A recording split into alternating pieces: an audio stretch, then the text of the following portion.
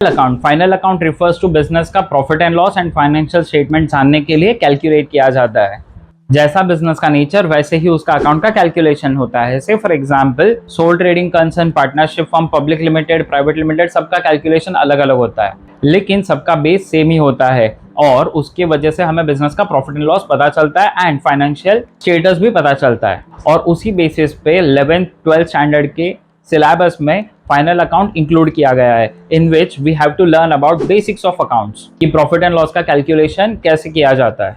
In 11th it has sole traders final account, single person का account, whereas in 12th it is partnership final account and we are going to start with partnership final account. Business में जब भी एक से ज्यादा partners होते हैं that is called partnership final accounts. अभी इट इज नॉट नेसेसरी कि बिजनेस में अगर 4 पार्टनर है तो चारों का इन्वेस्टमेंट सेम होगा, उनका विड्रॉवल सेम होगा, कैपिटल ड्रॉइंग सेम होगा, प्रॉफिट एंड लॉसेस का रेशियो सेम होगा, तो उसी के लिए पार्टनरशिप फाइनल अकाउंट बनाया जाता है। अभी अगर आपको यहाँ पे कोई भी वर्ड समझने में दिक्कत हो रही है लाइक कैपिटल ड्रॉइंग से आगे आने वाले वर्ड, तो उसके लिए आप मेरा detail video basics of account देख सकते हो जिसमें से आपको ये वर्ड समझने के लिए इजी हो जाएगा। So let's begin with the video.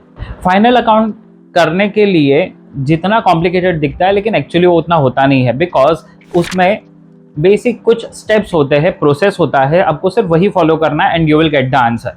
से for example in question you have trial balance और उसके नीचे कुछ एडजस्टमेंट दिया रहता है और उसी को सॉल्व करके हमें बिजनेस का प्रॉफिट एंड लॉस पता चलता है। बेसिक हम 1 मिनट में सीख लेंगे और उसके बाद में हम एक सम का एग्जाम्पल भी देखेंगे। Okay, let's see what is final accounts. Business में हमें ये समझना है कि हमारे पास एक मैन्युफैक्चरिंग यूनिट है या फिर हमारे पास एक फैक्ट्री है और एक ऑफिस है। अभी बिजनेस में जब भी हम मैन्युफैक्चर प्रोडक्ट करते हैं तब भी मैक्सिमम प्रॉफिट कहाँ से जनरेट होता है? सेल्स से, that is by the factory. लेकिन दोनों जगह पे खर्चा तो हो रहा है।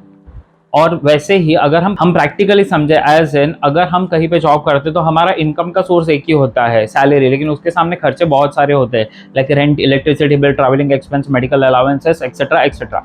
वैसे ही बिजनेस में सेल्स एक ही मीडियम होता है जहां से प्रॉफिट अराइज होता है, लेकिन उसके सामने खर्चे बहुत सारे होते हैं। तो वो खर्चों को हमें 2 पार्ट में डिवाइड करना होता है। First is factory expenses and another one is office expenses. अभी इसको और इजीली समझने के लिए I will just ask you one question. आपको अगर आपका सेविंग कैलकुलेट करना है तो आप क्या करोगे? Salary minus all expenses, right? वैसे ही यहाँ पे भी क्या होता है? Sales minus all expenses is equal to profit of the company. और वो प्रॉफिट मिलने के बाद हम बिजनेस के बैलेंस शीट से इसको टैली करते हैं जिसमें असेट्स और लायबिलिटीज होता है। मतलब हमने बिजनेस में जो पैसा लगाया था उसके सामने हमारे पास कितना अवेलेबल फंड है और अगर एक्सेस है that will arise to our profits. Let's take an example to understand that. As we have discussed about basics of final account, लेकिन फाइनल अकाउंट को अच्छे से समझने के लिए हमें सम सॉल्व करना होगा, तभी हम इसको अच्छे से समझ सकते हैं। So let's take one example जिसके बेसिस पे you can understand final account easily and will learn the methodology कि पोस्टिंग कैसे होता है, कहाँ करना है, फिर एडजस्टमेंट को कैसे सॉल्व करना है, टैली कैसे करना है, and then you will come to know कि फाइनल अकाउंट एक्चुअली क्या है in practical sense. So here as you can see on the screen there is a trial balance. जैसे मैंने तुम्हें बताया था ट्रायल बैलेंस क्या होता है, जिसमें डेबिट और क्रेडिट का बैलेंस इक्वल होता है। जितना हमने बिजनेस में इन्वेस्ट किया है उसके बेसिस पे कितना खर्चा हुआ है वो कैलकुलेट करने के लिए। So here are the numbers and that are equal and these accounts are known as and these account. ये अकाउंट का हमें पोस्टिंग्स करना होता है। Now what is the meaning of posting? तो इसको हमें एक जगह पे कम से कम लिखना है और ये होता है सम के नीचे एडजस्टमेंट्स। एडजस्टमेंट कम से कम हमें 2 जगह पे लिखना होता है और adjustment are the things which are made at the last day of the financial year. अभी पोस्टिंग कैसे होता है? First of all posting means जैसे now we have the capital account, तो कैपिटल अकाउंट कहाँ पे जाएगा? पार्टनर्स कैपिटल क्रेडिट में। Posting means shifting of accounts according to the nature, अगर वो इनकम है या एक्सपेंस है, लोन है या प्रॉपर्टी है, उसके अकॉर्डिंगली उसको शिफ्ट करना है। जैसे कि next is creditors. Creditors business के लिए लोन होता है, लायबिलिटी होता है, तो उसको हम लायबिलिटीज में शिफ्ट करेंगे। सेल्स बिजनेस का इनकम होता है लेकिन वो फैक्ट्री से जनरेट होता है तो वो ट्रेडिंग अकाउंट के क्रेडिट साइड में आएगा। नाउ बैंक लोन ये भी बिजनेस का लायबिलिटी है तो यहाँ पे आएगा। नाउ इसके बेसिस पे हमें समझ में आता है कि पोस्टिंग्स कहाँ पे होना चाहिए, but there is a shortcut to it and that shortcut is अगर बिजनेस का फैक्ट्री एक्सपेंसेस है तो वो हमें लिखना होता है ट्रेडिंग अकाउंट के डेबिट साइड में। देन बिजनेस का अगर ऑफिस एक्सपेंसेस या फिर लॉसेस है वो हमें लिखना होता है, एक्सपेंसेस एंड लॉसेस वो हमें लिखना होता है यहाँ पे प्रॉफिट एंड लॉस के डेबिट साइड में। वेर एज फैक्ट्री का इनकम अगर कुछ है then that income to be return as trading account credit side. And अगर बिजनेस का कोई भी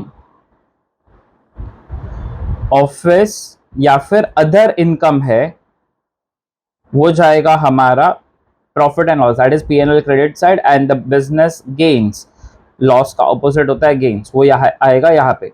a part of that balance sheet में आने वाला liabilities that is loans and assets means properties.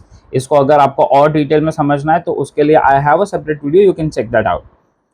अभी posting, first part was posting, तो उसके लिए जैसे क्रेडिट का पोस्टिंग होता है डेबिट का भी होता है। Let me summarize this for you.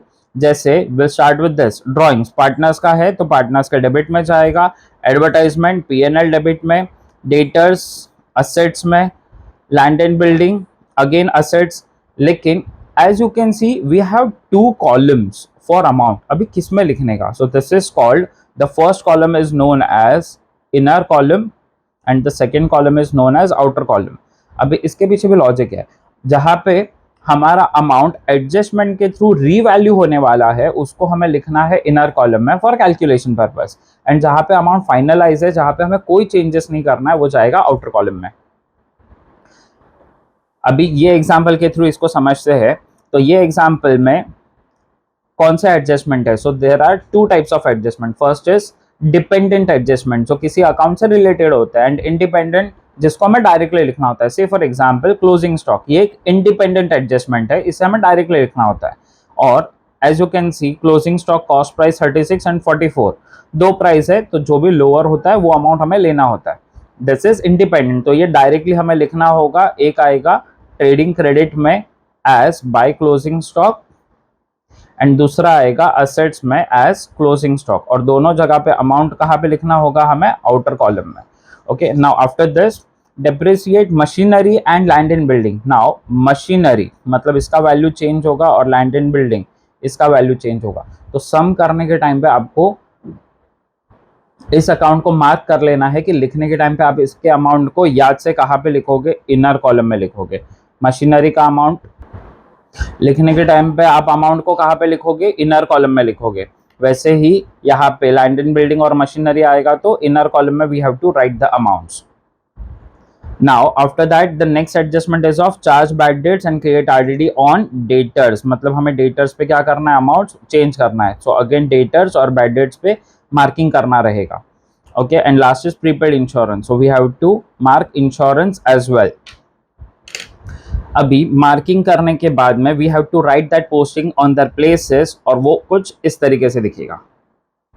Okay, as you can see postings और एडजस्टमेंट हो चुका है। अभी आप यहाँ पे देखोगे कि मैंने फिर भी एक दो अमाउंट्स ऐसे थे जिसको इनर में लिखा है, like rent, bank loan, because यहाँ पे ब्रैकेट में कुछ दिया था। Now bracket signifies the hidden adjustment, और इसीलिए ये अमाउंट को भी हमें इनर कॉलम में लिखना होता है। अभी एडजस्टमेंट को सॉल्व कैसे करते हैं, डायरेक्टली हमें उसको लिखना है और कैलकुलेट करना है। Let me show you this quickly. Now as we can see पहला एडजस्टमेंट क्या था हमारा, क्लोजिंग स्टॉक का। So will write closing stock over here, और बिकॉज वो इंडिपेंडेंट एडजस्टमेंट है आउटर कॉलम में आएगा 36,000 as I have said you. और वैसे ही यहाँ पे क्लोजिंग स्टॉक 36,000। ओके, इंडिपेंडेंट है, दो जगह पे लिखना, डायरेक्टली लिखना है। उसके बाद depreciate machinery and building at 5%। So machinery के नीचे आई राइट लेस डेप्रिसिएशन एट 5%, और सेम वैसे ही लैंड एंड बिल्डिंग के नीचे भी 80,000 का 5%, 4,000, and land and building 10,000 minus करके आउटर कॉलम में 1,90,000, और यहाँ पे आएगा 76,000। अभी इसका सेकेंड इफेक्ट 4,000 और 10,000 टोटल 4,000 और 10,000 टोटल 14,000। इसका सेकेंड इफेक्ट कहाँ पे आएगा, सो आई हैव सेड कि लॉसेस हम कहाँ पे लिखने वाले, यहाँ पे you can see depreciation 14,000, right. वैसे ही next is bad debts. Debtors में से हमें पहले बैड डेट्स को माइनस करना होता है और उसको माइनस करने के बाद हमें आरडीडी मिलता है, that is of 3%। Bad debts is of 1000, तो माइनस होके आएगा 75,000 एंड आरडीडी 3%, 750 इंटू 3 कितना होता है? 7 3 21 एंड 53 150, 2250। सो हमारा बैलेंस यहाँ पे आएगा 72,750। Okay, now the second effects of it bad debts के साथ, बिकॉज ये भी हमारा लॉस है, new bad debts and add new RDD 1000 and 2250। The total will be, इन तीनों का टोटल कितना रुपीस हो जाएगा? यस, 5750। ओके, अभी ये पोस्टिंग्स एडजस्टमेंट लिखने के बाद में हमें फाइनली हमको क्या करना होता है? प्रॉफिट निकालना है, वो प्रॉफिट को पार्टनर्स में डिस्ट्रीब्यूट करना है और टैली करना है। So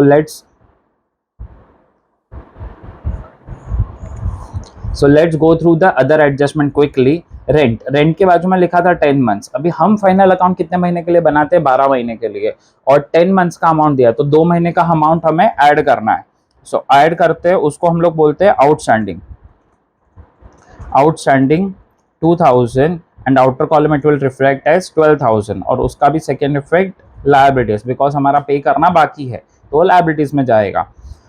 then the adjustment remaining, तो इनर कॉलम में अमाउंट कौन सा दिख रहा है? ये दिख रहा है, तो इसको हमें एडजस्ट करना है। क्या एडजस्टमेंट था? Prepaid less prepaid 1800, outer column 5200। Now इसका सेकेंड इफेक्ट कहाँ पे आएगा? Assets insurance 1800। अभी ये याद रखना है कि जो अमाउंट आप प्लस या माइनस करोगे उसका ही सेकेंड इफेक्ट आएगा, that is the second hack for you. Okay, अभी कोई अमाउंट आपको इनर कॉलम में दिख रहा है क्या? Yes, there is one amount, that is bank loan. तो बैंक लोन पे क्या होगा? हमें इंटरेस्ट चार्ज करना होता है, बिकॉज अगर हम लोन लेते हैं तो हमें रिटर्न देने के टाइम पे इंटरेस्ट भी देना होता है, बट अभी यहाँ पे इंटरेस्ट कितना रुपीज़ आएगा वो हमें कैलकुलेट करना है। सो इंटरेस्ट कैलकुलेट करने का फॉर्मूला क्या है, यहाँ पे मैं साइड में आपके लिए बताता हूँ। Interest is equal to amount into rate upon 100 into time period divide by 12। So amount कितने रुपए का लोन लिया था हमने? 50,000, उस पर रेट ऑफ इंटरेस्ट था 10%। अभी हमने लोन लिया था अक्टूबर से और हमारा ईयर एंड होता है मार्च में, so 6 months into 6/12 is equal to 2500। तो हमारा इंटरेस्ट कितने रुपीज़ का लगेगा यहाँ पे? 2500 रुपीज़ का।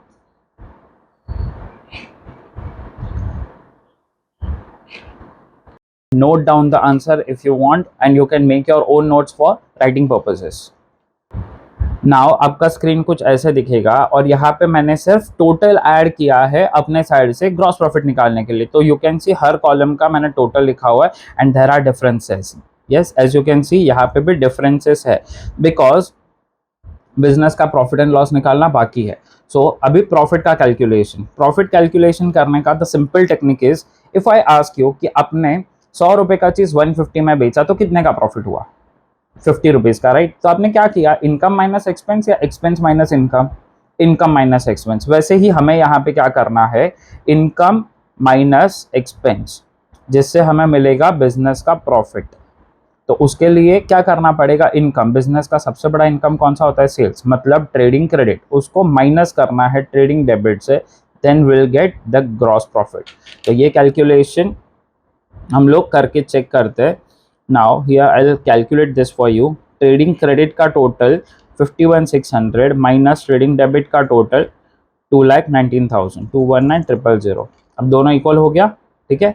वैसे ही वो ग्रॉस प्रॉफिट ट्रांसफर होता है बाद में बिजनेस में से, मतलब ट्रेडिंग अकाउंट से वो ट्रांसफर होगा हमारा यहाँ पे पीएनएल अकाउंट में। क्यों? बिकॉज पीएनएल अकाउंट में we don't have any other income, तो इसको यहाँ से ही एडजस्ट करना होगा एंड सेम कैलकुलेशन रिपीट होगा। PNL credit minus PNL debit is equal to net profit. Okay, and that net profit is to be distributed in between both the partners, that are Riddhi and Siddhi.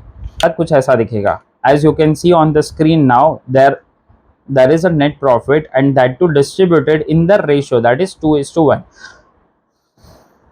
2:1। अगर आपको distribution समझ में नहीं आया है या फिर आपको लगता है कि 2:1 कैसे किया या फिर कैलकुलेशन में कुछ प्रॉब्लम है, you can mention that in comment box. And if you want कि मैं लाइव आपको सम सिखाऊं, so you can mention that as well और you can DM me, so accordingly will go for the live sessions. And आपको book के sums का या फिर खुद के बनाए हुए एक्स्ट्रा सम्स भी आई विल प्रोवाइड, जिसके बेसिस पे you can do practice more. अभी ये जो नेट प्रॉफिट है इसको हम ट्रांसफर करते हैं पार्टनर्स कैपिटल में। हियर यू कैन सी अभी इसका कैलकुलेशन फाइनली कैसे होता है, जो अभी तक हमने किया क्रेडिट माइनस डेबिट, सेम वही calculation we have to do. तो हमें यहाँ पे फाइनल बैलेंस मिलेगा और वो बैलेंस को यहाँ पे ट्रांसफर करना है। एंड ये ट्रांसफर होने के बाद में लास्ट स्टेप की यहाँ पे हमें टोटल चेक करना है। If this total is equal then our sum is tally. ये टोटल इक्वल आना चाहिए तो ही हमारा सम टैली कंसिडर होता है और आंसर राइट कंसिडर होता है। मतलब बिजनेस में हमने जो भी पैसा डाला था उससे जितना भी असेट्स बाय किया उसके सामने हमारा लायबिलिटीज मतलब लोन्स और इन्वेस्टमेंट मैच हो रहा है। सिंपल एग्जांपल, मैंने बिजनेस में 10 लाख डाला और उससे मैंने 4 लाख का फर्नीचर लिया, 2 लाख का गुड्स लिया और 3 लाख अभी भी बैंक अकाउंट में। 4 और 2 6 और 3 9 लाख हुआ। 1 लाख का डिफरेंस है ना, ये डिफरेंस नहीं होना चाहिए, that should be equal. So if it is equal, 10 lakh डाला, सामने 10 लाख के असेट्स है, एवरीथिंग इज ओके। ऐसे ही प्रैक्टिकली अगर आपको अकाउंट सीखना है, क्विकली सीखना है, then share this video among with your friends. Subscribe to my channel for more such videos.